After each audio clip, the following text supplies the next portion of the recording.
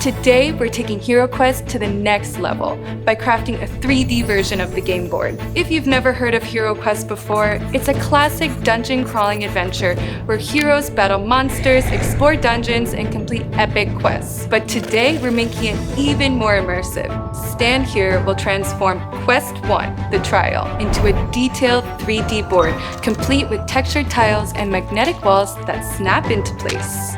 Let's jump in and bring this dungeon to life. So the sketch is ready. Time to grab the foam sheet and get to work. First off, we delineate the field and draw the foundation for everything else, the grid. Starting with the original map as a base, it's time to scale up, transforming the classic into a whole new gaming experience. With patience and some tools, each section is carefully measured and marked, gradually shaping up into a cohesive platform, square by square. Alright, so now what looks like hundreds of squares later, Stan has mapped out all of the tiles for the dungeon space, and now he'll use some air-dry clay to create some detailed texture.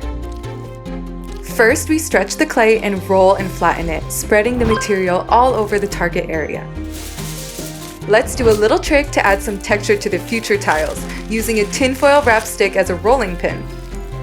After surfacing, we need to emphasize each division between the squares, doing so evenly and neatly.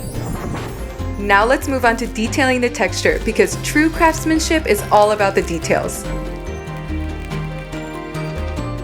Having finished the first section, it's time to move on. As we gradually cover the surface, it's crucial to keep the entire grid level. The process of roughening the surface isn't just visually appealing, it sets the atmosphere. This stone-like imitation makes you feel like you're in a real castle or dungeon, sparking the imagination. It's time to get on with the details, and the first is the staircase. We'll take measurements and begin the modeling process for 3D printing. This staircase should have an authentic look, so we add minute details such as chips and nicks, and when it's ready, we send it to printing. Such technologies are incredibly handy for creating highly detailed parts. Meanwhile, we'll switch to some manual work. After cutting a small piece of wood, we carefully drill a couple holes into it, then precisely place 2 small magnets inside. Then we'll also coat the wood with air-dry clay to give these details the same stone-like texture. After measuring the exact placement of the magnets, we'll transfer these measurements to the platform, repeat the process, and then fasten a few screws.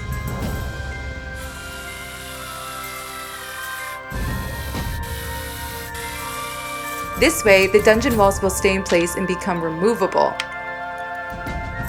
We'll conceal the screw heads, refine the texture, and then start the first stage of painting. First, we'll apply a light coat of paint, making it easier to work with colors later on.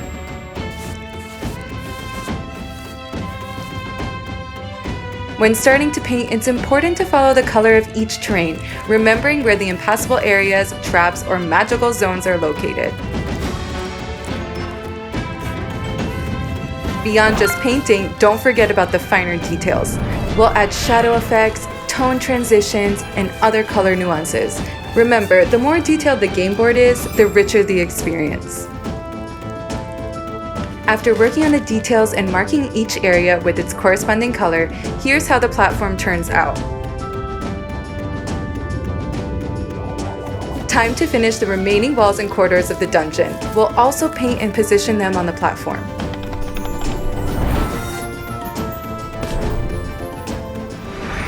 Wow, okay, let's just take a moment to admire this dungeon so far. The detail in this is really bringing the adventure to life. Okay, now let's take the next step, literally, and add the stairs in that Stan made in his 3D printer. It looks like our staircases are truly ready. Let's take them out of the printer and carefully peel them off the platform.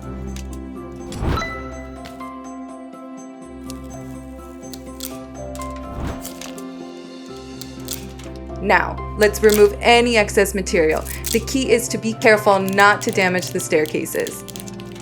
Let's glue the staircase parts together and paint them in the right color, making sure to include detailed texturing.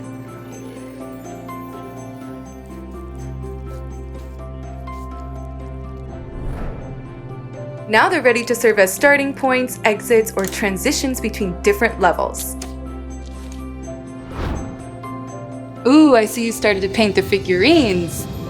Okay, I'm really excited to see how they're gonna turn out. Let's start by painting the gargoyle. After the first layer of black paint dries, we'll tackle the details.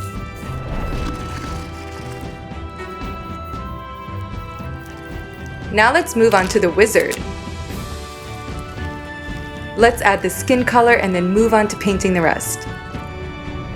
Colors and details of the clothing matter.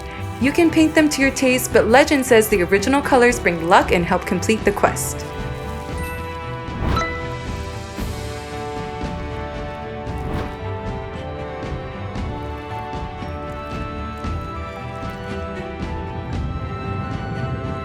Looks cool! Now let's tackle the items and decor of the dungeon itself.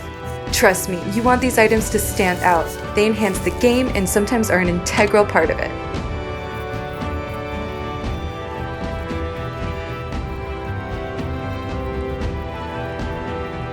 You can add a touch of blood.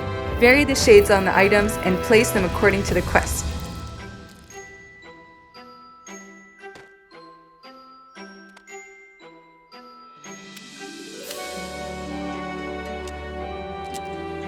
Before you know it, the dungeon will be filled with items, and each will create its own unique effect.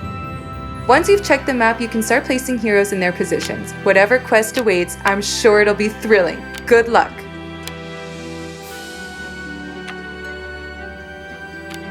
And just like that, HeroQuest Quest 1, the trial, is now a full 3D masterpiece! Stan, you've outdone yourself. The textured tiles, magnetic walls, and every hand-painted piece from the hero wizard to Varag, the chaos warrior. Even the furniture is stunning, with every detail bringing the dungeon to life. And the real question is, which game should we recreate next? See you next time!